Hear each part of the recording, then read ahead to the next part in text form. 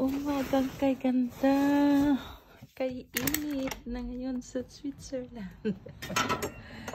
O, tingnan natin ang umaga sa Switzerland. Wow! Mainit na mga kababayan ko. Ayan. Independence Day kahapon. Magdadala ako ng kawayan sa Independence Day. Dala na rin ako ng ano ba ito? Anahaw. O yan ang aking dekorasyon. Magdadala ko niyan. Yan na yung aking mga pananim. Ayan, diyan ko itinanim yung mga salad kasi kinakain ng mga slugs. Ayan yung sayote. Ayan yung mga salad ko. Ayan yung bok choy. Lahat kasi kinain ng slugs ang bok choy ko. 6 kinain lahat. So dito na ako nagtanim. Nagtanim ako ng 4. Yung 2 doon pa rin.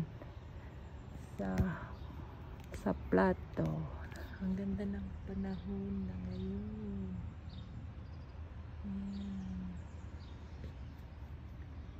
Yung asawa ko laging tinatanggal yung aking mga flower vase sa lamesa. Ayun. Ang ganda. Magkakape ako ngayon sa labas. Ayan yung what's this? Nectarine. Ayan, linisan. Ang dumi. Grabe.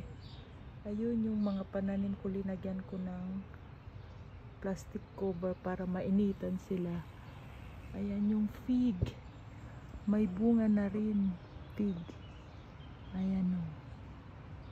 Ang daming bunga ng nectarine. Mga plums. Mayroon na rin.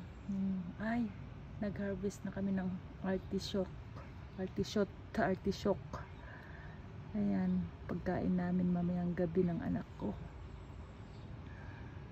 Kasi yung asawa ko ayaw niya. Ayaw ko Marte. Ayan, dami kong flowers.